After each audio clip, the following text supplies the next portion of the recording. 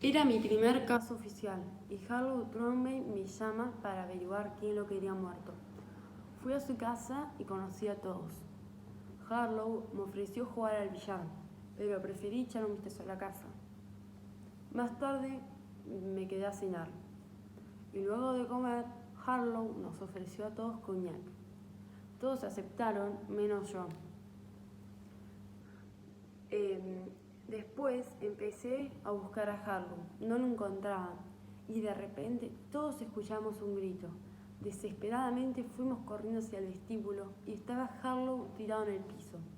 Sus últimas palabras habían sido "me envenenaron".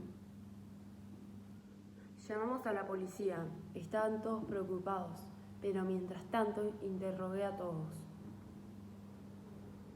Robert empieza a culpar a Jane, la esposa de Harlow, pero Jane lo empezó a negar desesperadamente.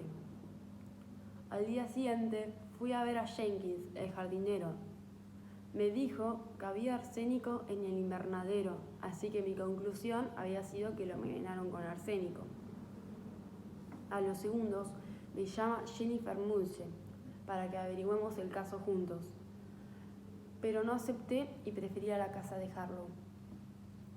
Al llegar, el detective Prufrock vino corriendo hacia mí, diciendo que el asesino había sido Chartwell.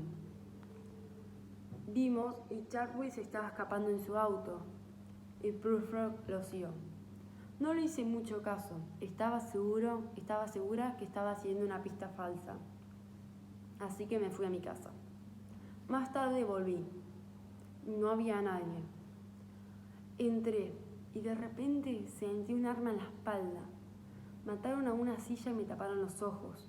Estaba asustada, me quedé quieta y decidí no moverme. Escuchaba que movían cosas, que revisaban, pero al instante llegó la policía. Al sacarme la venda de los ojos, vi a Robert Lipscomb con las manos en la cabeza. Él había sido el asesino, pero él no había sido el único.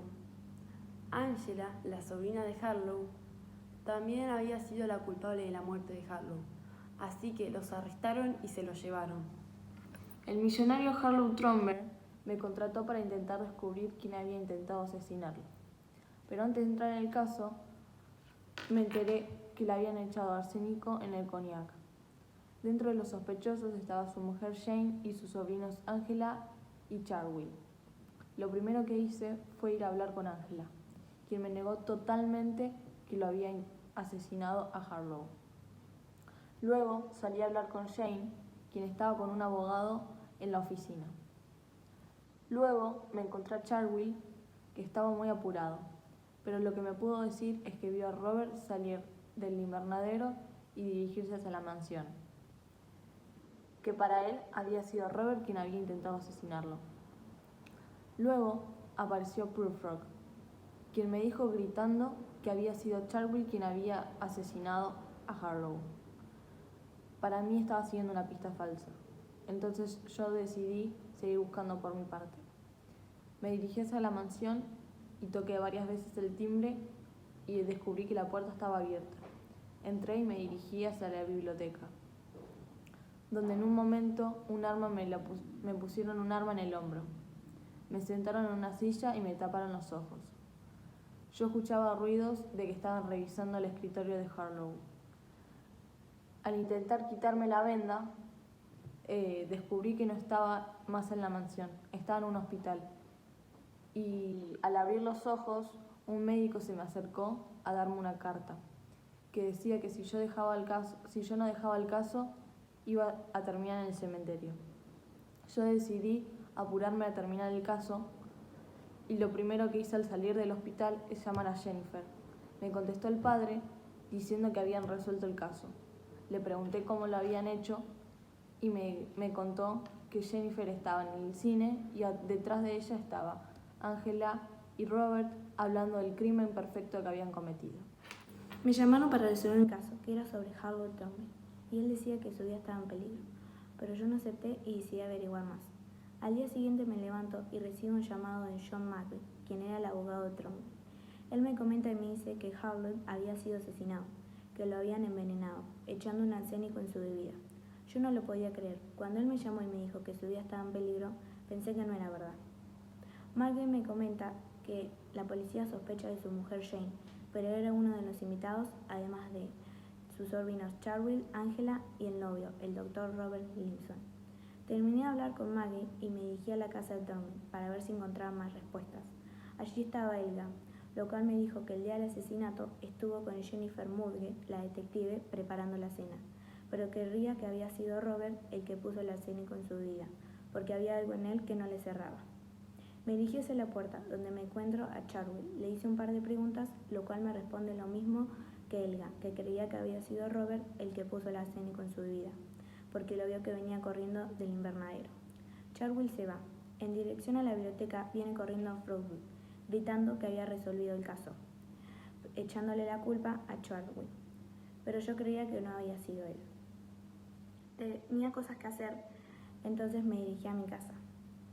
Cuando vuelvo a la mansión, toqué el timbre, pero no salió nadie, y como la puerta estaba sin llave, pasé. Entré a la biblioteca y de repente siento algo en la espalda. De un empujón me siento en una silla y me atan las manos. Me tapan la cara.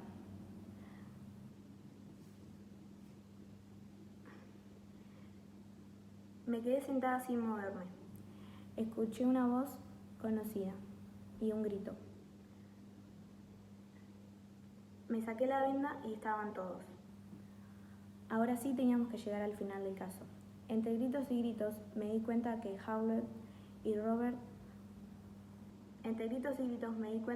Robert y Angela habían sido los que habían echado el arsénico en su bebida. Entonces fueron arrestados.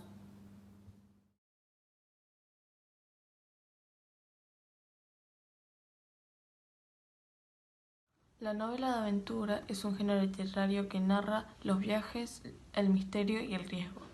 Una característica recurrente es la sorpresa, el misterio y el riesgo.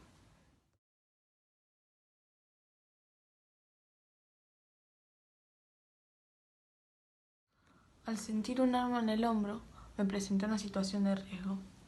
Cuando me sentaron en la silla y me vendaron los ojos, corrí peligro al sacarme la venda. Otro fragmento es cuando le pusieron el arsénico al cognac de Harlow, que ahí nos presentamos en una situación de misterio en quién era el asesino.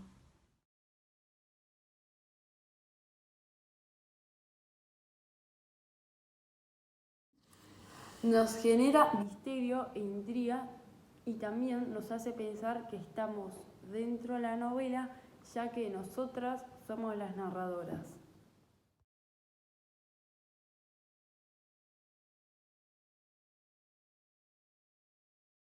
Las ventajas son, podés elegir lo que sucede, podés armar distintos finales en una misma novela, es una novela corta. No es necesario comprar el libro, ya que está en todas las plataformas digitales, nos incita a leerla y también nos ayuda a tomar decisiones.